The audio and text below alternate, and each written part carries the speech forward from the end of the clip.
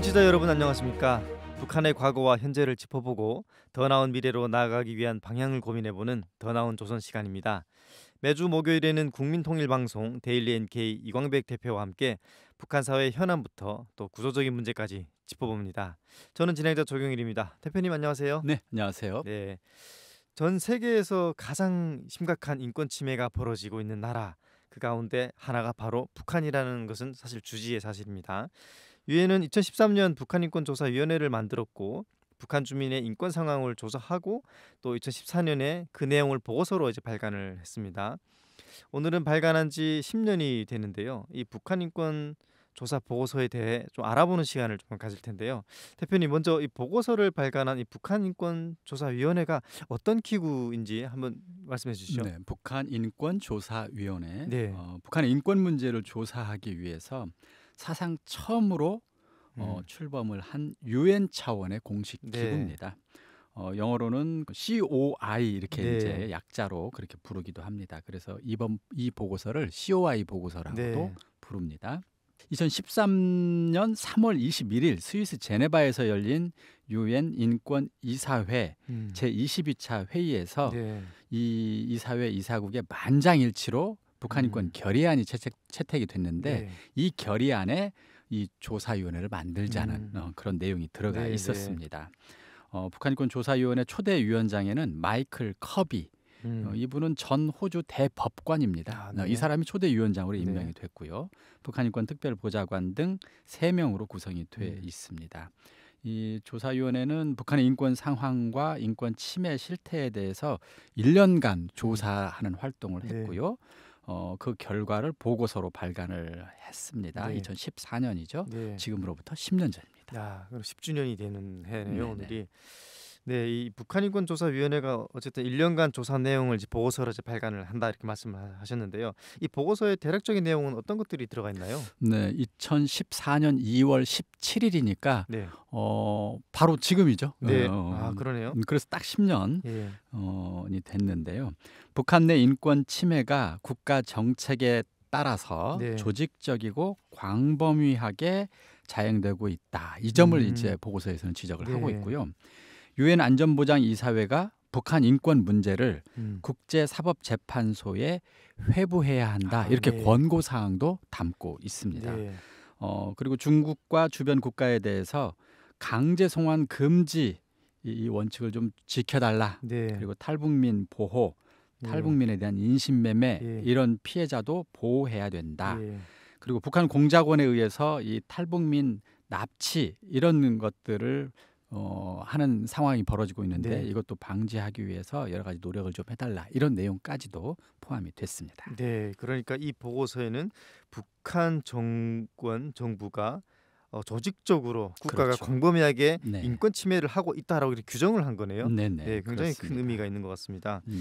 이 조사 보고서에 실린 이 북한 주민들의 인권 침해 내용들은 주로 어떤 것들이 있나요? 네, 아까 얘기했던 것처럼 굉장히 심각하고 광범위하게 인권 침해가 일어났다고 주장을 했고 또 그것이 반인도 범죄에 해당될 만큼 매우 네. 심각하다 이런 주장도 했는데 네. 이제 구체적으로는 식량권이 침해되고 있다. 그러니까 음. 만성적인 식량난 네. 이런 문제가 북한 주민을 어렵게 하고 있다는 것. 그리고 수용소가 있고 거기에 네. 수십만 명이 갇혀서 아주 심각하게 네. 인권을 침해받고 있다는 점. 그리고 고문이라든가 비인간적인 처우 이런 게 네. 북한에서 계속되고 있다는 점.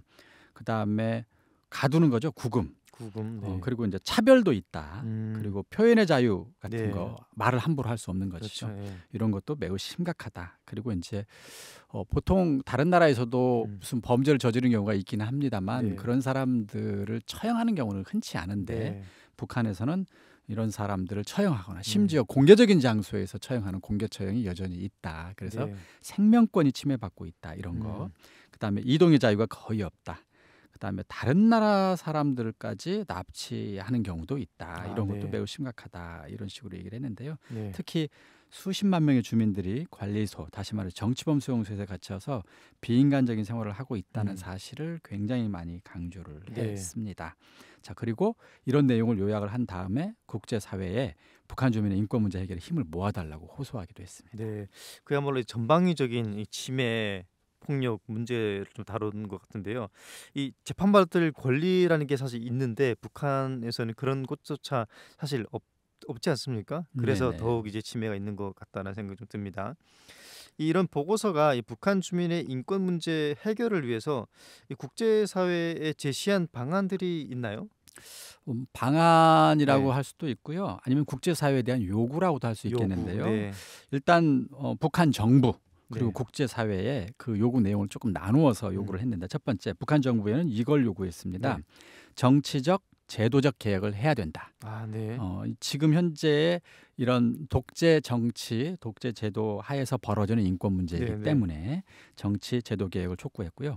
사법부도 개혁해야 된다. 음. 고문이라든가 네. 공개청이라든가 이런 문제를 해결하려면 그리고 정치범 수용소를 폐쇄. 폐쇄하라고 요구를 했고요. 네. 형법 또는 형사소송법도 북한 주민의 인권 침해를 매우 심각하게 하고 있기 때문에 예. 개정해야 된다. 네. 특히 사형제는 폐지할 것 등을 권고를 예. 했습니다. 그런데 북한 정부는 그 인권 침해가 있다는 사실 자체를 인정하지 않았고요. 아 예. 그리고 유엔의 권고 사항을 거부한 상태입니다. 음. 그리고 이 보고서는 유엔과 국제사회에도 요구를 했는데요. 북한 인권 실태를 국제형사재판소 회부해서 해결하라. 예. 이게 반인도 범죄에 가깝기 때문에 네. 그 반응도 가해자가 해당되는 국가의 최고 지도자를 네. 국제형사재판소에 회부해야 된다 이런 권고 사항이 있었습니다. 네. 그리고 지속적으로 북한의 인권 침해 실태를 관찰해야 된다는 것, 음. 그리고 그에 대한 책임을 묻기 위해서 조직을 설치하라 이런 것들을 권고를 했는데 이 권고에 따라서 유엔에서는 북한 인권 사무소를 설치를 했습니다. 음. 이 설치한 곳은 서울입니다. 원래는 아 네. 해당 국가인 북한에 설치해야 되는데 네. 북한 정부가 이것을 거부했기 때문에 예. 어쩔 수 없이 북한과 가장 가까운 서울에 현재 설치를 한 상태입니다. 그리고 중국 정부에 요구한 것은 강제 송환 금지 원칙을 지켜달라. 아 예. 그리고 북한에서 북한을 떠나 중국에 거주하고 있는 사람들에 대한 보호 이런 네. 것들을 보호까지. 요청을 네. 했는데 중국 정부도 이것에 대해서는 인정하지 않고 적극적으로 수용하지 않은 상황입니다. 한국 정부에 대해서는 남북 주민들이 남북한 화해 의제를 위해서 단계별로 남북 대화 등을 활성화하고 거기에서 북한 인권 문제도 다뤄달라 이런 권고를 했는데 네. 사실 한국 정부도 이걸 현재 제대로 하고 있지는 못한 상황입니다. 네. 네, 그렇군요. 국제형사재판소의 최고 지도자를 회부해야 된다라는 사항까지 권고를 했다고 하니까 굉장히 강력한 그런 요구 같습니다. 이 유엔이 북한 인권 조사 보고서를 발간을 했고 다양한 내용들을 이제 전방위적으로 실었는데 이건 어떤 의미가 좀 있나요? 일단 북한에서 벌어지고 있는 북한 주민들의 네. 어떤 자유와 인권 침해 네. 이것은 사실상 반인도 범죄에 해당할 만큼 대단히 심각하다. 네. 이것을 아마 세계에서 처음으로 명문화해서 보고서에 담았다는 것 네. 이게 아마 큰 의미가 있을 것으로 네. 보이고요. 두 번째는 그런 반인도 범죄의 가해자 그러니까 인권을 침해하는 그 가해자가 누구냐? 네. 이걸 이 보고서에서는 북한의 최고 지도자라고 명시를 했어요. 아, 가해자를 특정했네요. 예, 이것도 네. 굉장히 큰 의미가 있다고 보겠습니다. 그리고 인권을 침해하는 가해자를 그래서 국제형사재판소 회부해야 된다는 그런 권고 사항도 네. 여기에서 비롯된 것입니다. 네. 그리고 이제 마지막 의미가 있다면 전 세계의 국제사회에 북한 주민의 자유와 권리를 위해서 함께 투쟁하고 노력해야 된다는 점을 촉구했다는 것. 이것도 이제 의미가 크다고 봅니다. 네, 북한 정부에서 북한 주민들을 대대적으로 인권 탄압을 하고 있다라는 것을 유엔에서 공식적으로 인정을 하고 문제 제기를 했다는 그런 의미가 있겠습니다. 이 보고서가 나온 지 어쨌든 10년이 이제 지났지 않습니까? 이 그동안 북한 주민의 인권 상황은 얼마나 나아졌다고 볼 수 있을까요? 네, 보고서가 나온 지 10년이 흘렀습니다. 그런데 북한 정부는 핵 그리고 네. 미사일 개발에 사실 집중을 하고 있는 상황이고 북한 주민의 자유라든가 네. 권리 증진을 위한 노력은 크게 부족한 것이 현실이었습니다. 네. 지난 10년간. 오히려 2020년 이후에는 더 심각해지는 부분도 있었어요. 예를 들어서 정치범 수용소 수감자 수가 늘어났습니다. 아, 오히려. 늘어났나요? 예, 네. 그래서 코로나 시기 같은 경우 네. 방역법 위반자들을 수용소에 예. 꽤 많이 가뒀습니다. 예. 그리고 2020년에는 반동사상 문화 배격법이라는 걸 만들어서 네네. 북한 주민이 다른 나라 사람들의 뭐 영화라든가 노래, 드라마 이런 것을 볼 수 없도록 금지를 하고 네. 그에 대한 처벌도 훨씬 강력하게 하고 있습니다. 심지어는 다른 나라 사람들과 전화 통화하는 거, 네. 소식을 주고받는 것도 다 금지를 해버렸잖아요. 자, 이러면서 오히려 북한 주민의 인권 상황은 더 악화된 것이 아니냐 이런 우려가 나올 정도입니다. 네. 다만 북한 정부가 장애인 인권 네. 또 아동의 인권 상황을 개선하기 위해서 노력하는 모습은 조금씩 보이는 것이 아니냐. 국제사회가 이제 그런 점은 긍정적으로 평가하고 있습니다. 그나마 다행이네요. 네네. 네, 얼마 전에 그 한국의 영화나 드라마를 봤다고 이제 청년 2명을 공개 재판까지 하지 않았습니까? 네네. 그만큼 이제 강력하게 재판도 하고 처벌도 하고 있다 이런 소식도 좀 들려왔습니다. 이 유엔 북한 인권 조사 보고서 발간 10주년을 맞이해서 네네. 이 북한 주민의 인권 상황을 개선하기 위해서 국제사회는 계속 노력을 하고 있지 않습니까? 네. 네. 지금 보고서가 나온 지 10년 됐잖아요. 네. 그래서 이제 10년쯤 됐으니까 지난 10년 동안 어떤 변화가 있는지를 좀 평가를 해보고 앞으로 더 이 증진을 위한 노력, 개선이 필요한 점은 뭔지 이런 것을 지금 국제사회가 활발하게 논의 중이에요. 그리고 두 번째, 올해 유엔에서는 여러 나라의 인권 상황을 검토하고 개선 방안을 논의하는 국가별 정례 인권 검토 회의가 열리는 해입니다. 네. 이 회의가 한 4년 반에 한 번씩 열리는데 이 회의가 올해 있습니다. 2024년에. 그래서 이 회의에서 북한 인권 문제 해결에 굉장히 중요한 어떤 계기가 될 수 있는 그런 회의로 만들기 위해서 여러 나라의 정부와 국제인권단체들이 지금 자료도 준비하고 여러 가지 계획을 짜고 있습니다. 네, 굉장히 중요한 회의가 이제 열리네요. 네. 이 북한 정부도 유엔 인권이사회 국가별 이 정례 인권 검토 회의 이게 줄여서 영어로 이제 UPR이라고 하지 않습니까? 네네. 북한도 여기에 참여하고 있나요? 네, 그렇습니다. 북한 정부도 2009년 12월에 열렸던 회의에 참가를 했었고 2009년, 네. 2014년 5월의 회의 그리고 2019년 5월에 있었던 회의 이렇게 세 차례 이 인권 검토 회의에 참여를 했었습니다. 2019년 5월 실시된 제3차 국가별 정례 인권 검토에서 북한 정부는 이제 회원국들이 이제 평가를 하고 이러이러한 점을 개선해 달라고 여러 가지 권고 사항을 제시를 하는데 그 3차 회의 때 262개의 권고 사항이 있었습니다. 그때 북한 정부가 그 가운데 한 절반 정도 132개는 우리가 그러면 이행을 한번 해보겠다 이런 약속을 한 적이 있어요. 자, 이제 이번 4차 회의 때 그 가운데 과연 몇 개를 약속을 지켰는지 아마 이런 검토가 이루어지겠죠. 점검을 할 수 있겠네요. 그렇군요. 굉장히 흥미롭습니다. 이 앞에서 올해 유엔에서 국가별 정례 인권 검토 회의가 열린다 이렇게 말씀하셨는데요. 북한 정부도 역시 이번에도 참여를 할까요? 어떻게 보세요? 지금 최근에는 참여하는 그런 추세잖아요. 그러니까 이번에도 참여할 가능성은 있다고 보입니다. 자, 그런데 어쨌든 지금 이 국가별 이 인권검토 회의가 올해 뭐 북한만 있는 건 아닌데 1월 달에 중국 인권검토 회의가 있었어요. 이때 국제사회에서 중국에 요구한 북한 인권과 관련된 내용이 있는데 그게 아까 얘기했던 것처럼 지금 북한 주민이 중국에 꽤 있어요. 이 사람들을 북한에 강제로 북송이라고 그러죠. 북송하지 말라. 이 내용을 중국 정부에 촉구한 적이 있습니다. 자, 그럼 이번 24년 11월에는 북한 인권 검토회의가 있습니다. 자, 여기에 북한이 이제 제4차 북한 인권 검토 회의가 참여를 만약에 한다면 이제 국제사회에서는 아까 얘기했던 것처럼 그동안의 여러 가지 인권 문제들을 다시 한번 아마 다 권고하고 개선을 촉구할 텐데 일단 저는 지금 북한이 약속했던 132개 이걸 과연 어느 정도나 이행했는지 이런 것들도 궁금을 합니다.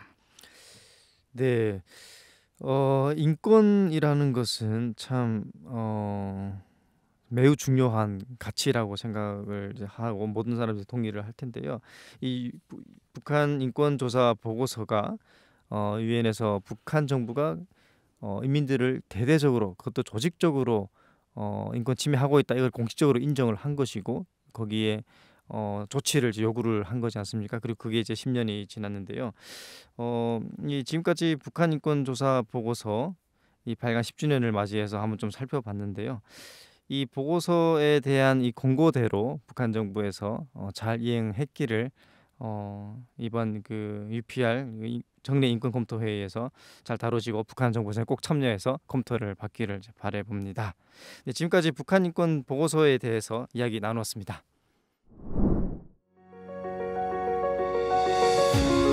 북한의 밝은 미래를 그려봅니다. 여러분은 지금 더 나은 조선을 듣고 계십니다.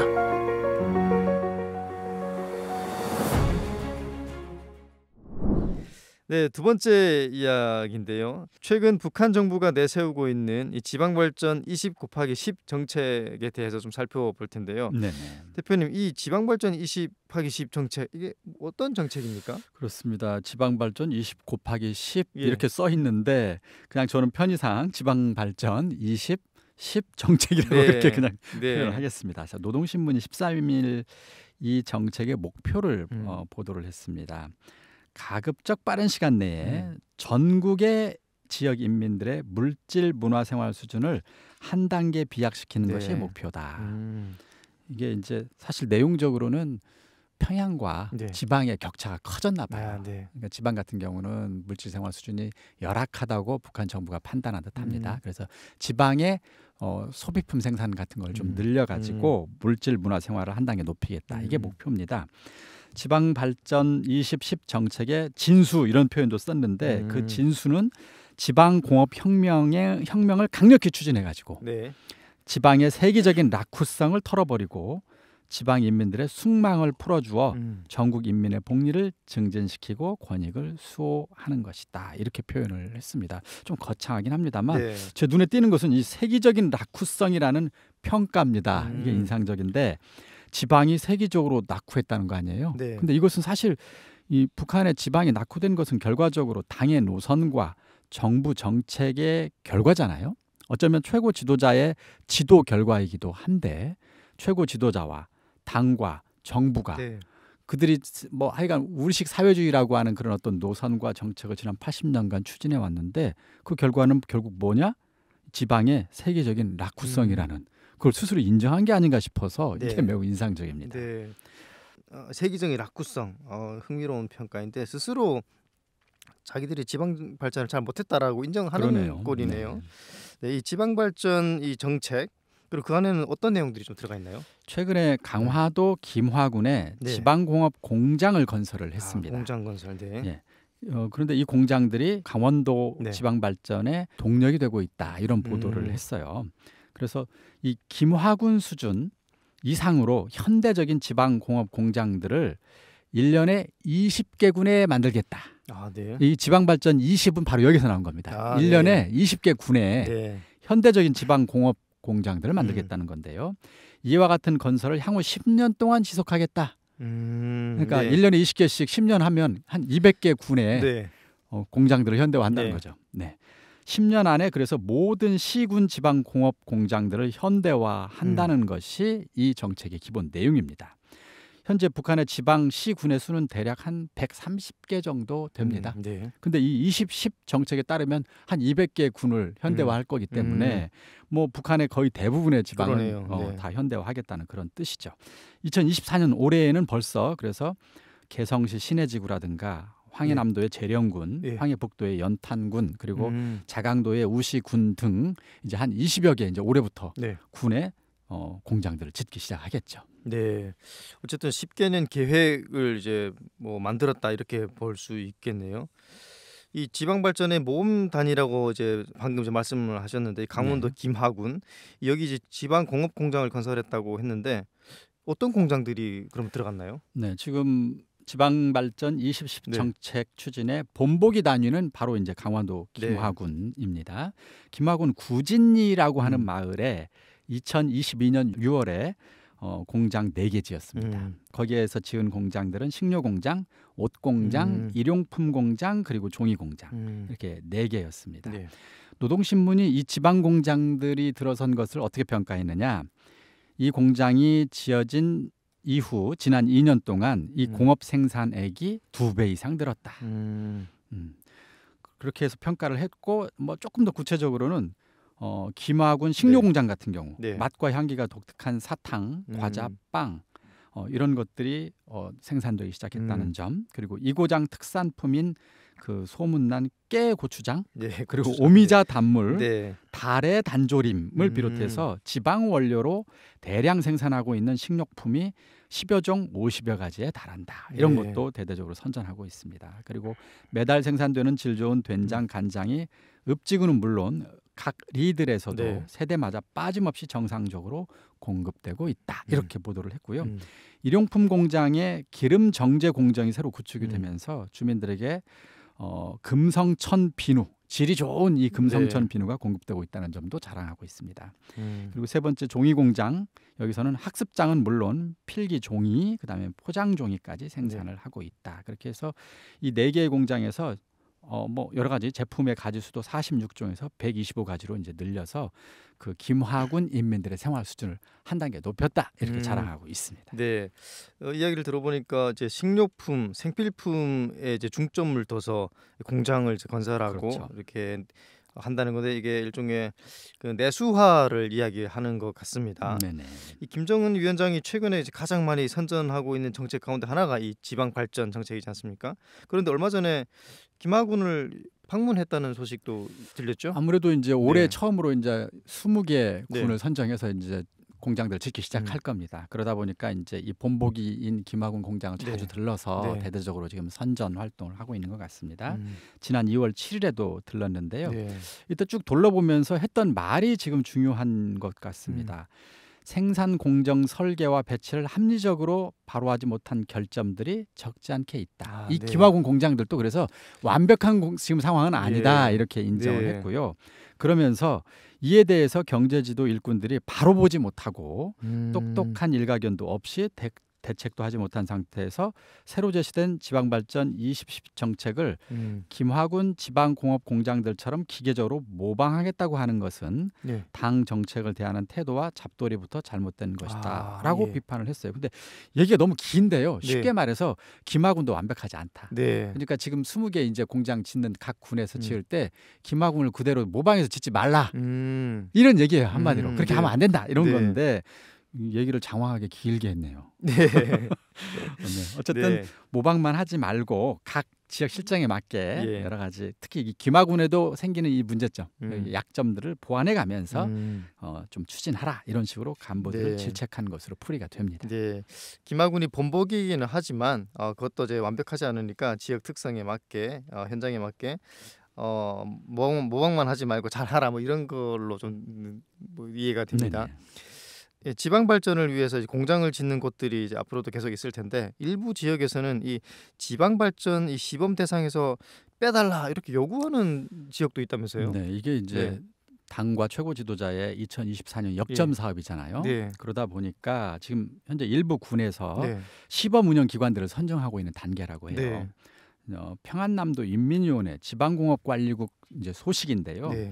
지난달부터 이제 도내 공장 기업소를 대상으로 정책 시범 운영 기관을 선정하고 있다고 합니다. 네. 그런데 일부 공장 간부들이 지방공업관리국 일꾼들을 찾아다니면서 음. 우리 공장만큼은 시범 운영 기관에서 제외시켜 달라. 예. 어쩔 수 없이 시범 기관이 만약에 된다 한다면 네. 그렇다면 본보기 공장에서라도 빼달라, 네. 이렇게 간청하고 있다는 거예요. 예. 그래서 지방공업관리국 일꾼들이 난감해하고 있다고 합니다. 네.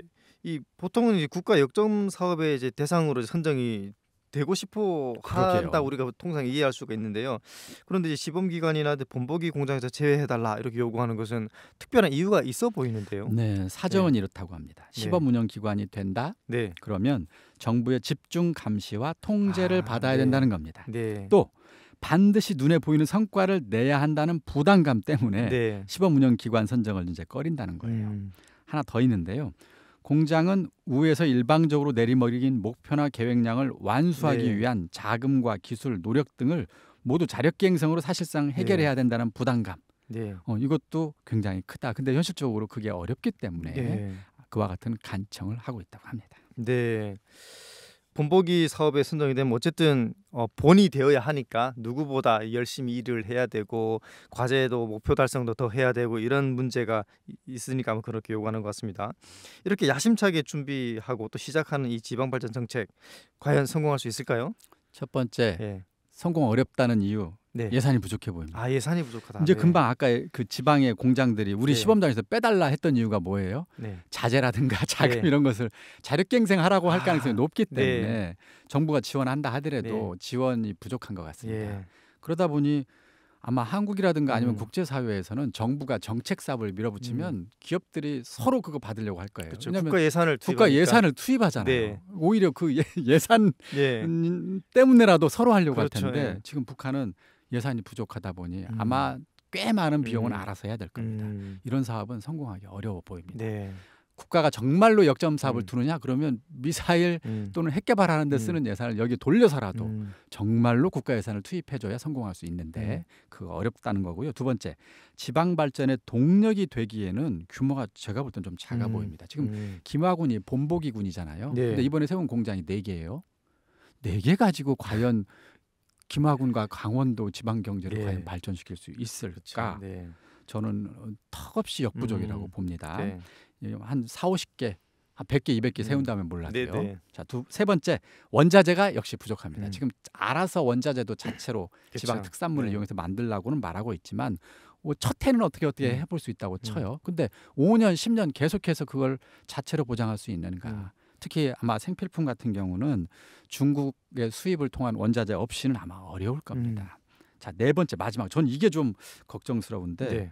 지금 이 사업을 당 조직 지도부 지방공업 건설 지도과를 새로 만들어 가지고 조용원 조직 지도부장이 총괄하고 있습니다. 네. 좀 난데없다는 생각이 듭니다. 네네. 아니, 당 조직 지도부에서 이걸 총괄하고 네. 있는데요. 그리고 또 하나, 그 밑에 이 사업과 관련돼서 동원되고 있는 기구들이 지방공업성 국가산업설계총국에서 설계 담당, 네. 국가계획위원회 금속공업성 림업성 철도성에서 자재 생산과 수송을 담당해야 되고, 국가과학기술위원회 품질감독위원회에서 지도 검열해야 되고, 농업위원회 국토환경보호성에서 토지와 원료를 보장하라고 됐고, 그다음에 노동성 전력공업성에서 노력 배치라든가 전력 네. 보장 문제를 해결하라. 음. 제가 이걸 보면서 어떤 생각이 들었냐면, 지역에 공장 몇 개 짓는데 온 나라가 다 나섰어요. 네. 어떤 장면이 제가 떠오르냐면, 이제 한국 같은 경우는 보통 모내기 할 때 이항기 한 대에 네. 그 이항기 조종사 한 대만 있으면 네. 막 몇천 평을 모를 심을 수 있어요. 네. 근데 북한은 그게 잘 안 되니까 음. 100명이 손으로 모를 심어야 음. 됩니다. 네. 전 이 장면이 떠올랐어요. 음. 지방 발전하겠다고 지금 공장 몇 개를 짓는데 온 나라 당 조직 지도부터 시작해가지고 저 밑에까지 다 나서고 있어요. 이렇게 호들갑을 떨어서 과연 할 수 있느냐. 네. 이게 이제 보통 생산성과 효율이 떨어지는 나라에서 그렇죠. 이런 식으로 합니다. 네. 그러니까 저는 온 나라가 떠들썩하다고 해서 인민경제가 잘 사는 게 음. 아니라는 점을 오히려 네. 김정은 위원장이 좀 돌아봤으면 좋겠어요. 오히려 가장 적은 인력으로 가장 효과적으로 결과 생산을 해낼 수 네. 있는 그 방법을 찾아야 돼요. 네. 온 나라의 여기를 다 몰아 넣어서 그 수많은 사람들의 능력과 자원을 여기에 쏟아붓는다고 해결할 수 있는 게 아닙니다. 네. 좀 이걸 좀 깊이 돌아봤으면 좋겠습니다. 네. 시작이나 목표는 거창하고 좋을지라도 그 내용이 부실하면은 결국은 그 안에서 대표님 말씀처럼 노동자들만 이제 쥐어짜게 되는 그런 정책이 되지 않을까 그런 우려가 됩니다. 이 평양과 또 지역의 격차가 굉장히 이제 크고 그런 차원에서 북한 정부도 좀 인지하고 뭐 지방 발전을 좀 역점에 두고 하고 있는 것 같은데 우리 대표님 말씀처럼 정책의 효율성 를 좀 극대화할 수 있는 그런 정책을 한번 다시 재구성해 보기를 요청을 해봅니다. 네, 지금까지 북한의 이 지방 정책에 대해서 이야기를 들었습니다. 대표님 감사합니다. 네, 감사합니다. 네, 저는 다음 시간에 다시 찾아뵙겠습니다.